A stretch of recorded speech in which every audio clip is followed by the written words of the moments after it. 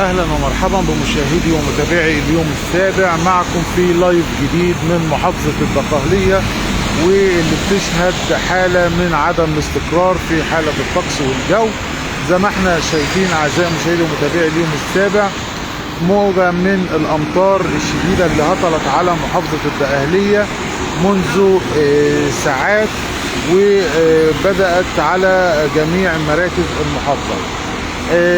الموجة اللي ضربت محافظة الدقهلية أثرت على العديد من المناطق والطرق والمناطق المنخفضة في المحافظة، اللي أدت إلى تجمع مياه الأمطار في عدد من النقط اللي تعتبر منخفضة إلى حد ما وعلى الطرق الرئيسية، ودي أدت إلى الهدوء وانخفاض سرعة السيارات على الطرق.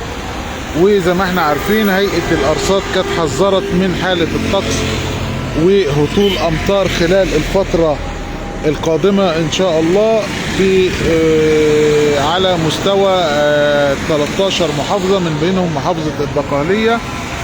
والموجة دي مأثرة بشكل كبير على المناطق الساحلية بشكل كبير، والمناطق في وجه بحري بشكل خاص. طبعا كانت هيئة الأرصاد الجوية قالت ان هي هيستمر حالة الطقس وانخفاض الحرارة خلال الفترة القادمة، يعني هيستمر خلاص.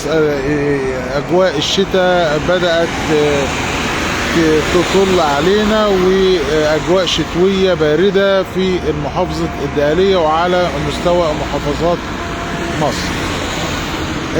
اداره المرور العامه بالدقهليه كانت حذرت ايضا السائقين من السرعات الزائده على الطرق الرئيسيه، وحذرت من اي تجاوزات، وطلبت الالتزام في السرعات المقررة والتزام المعايير والتحذيرات اللي بتطلقها إدارة المرور علشان سلامة السائقين وسلامة الركاب في المحافظة.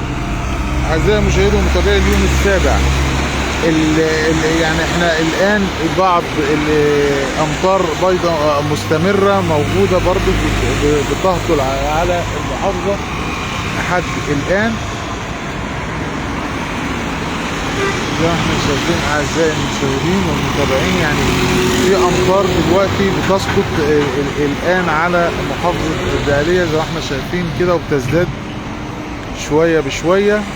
يعني الأجواء كانت بدأت من امبارح بالليل ان بدأت هطول أمطار كثيفة على المراكز المختلفة، وأمطار شديدة وأمطار رعدية، وبعد كده بدأت تنتقل من مكان لآخر، ولكن في استمرارية. يعني بيهدأ الأجواء شوية وتبتدي ترجع الأجواء مرة أخرى في الأمطار بشكلها المتزايد على أنحاء المحافظة.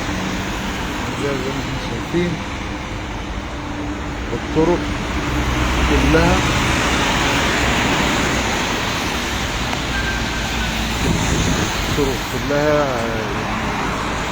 متكدسة بالسيارات نتيجة تراكم الأمطار والمياه الأمطار على الطرق. وفي تحذيرات من هيئة الأرصاد وإدارة المرور بالالتزام وتوخي الحذر خلال الفترات اللي فيها تزايد للأمطار وتراكم للأمطار.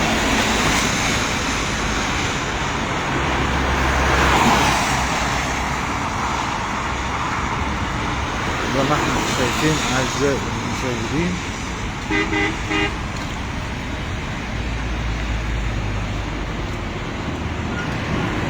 مياه الأمطار موجودة على الطرق.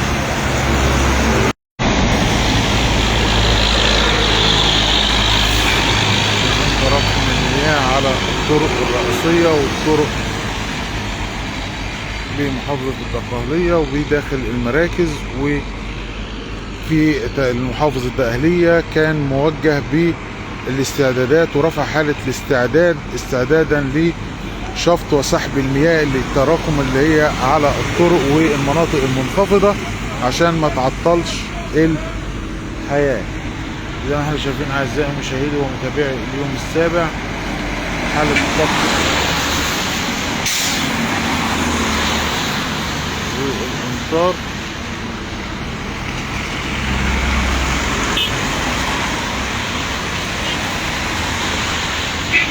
حالة الطقس والامطار في محافظة الدقهلية زي ما احنا شايفين اعزائي المشاهدين ومتابعين.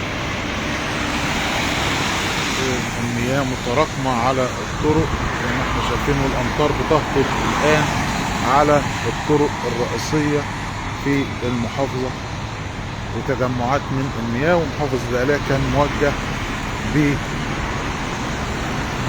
بالاستعداد كامل لشفط المياه وسحب المياه من الطرق الرئيسية ومن الشوارع، نظرا لتحذيرات هيئة الأرصاد بوجود أمطار شديدة خلال الفترة القادمة على مستوى المحافظة.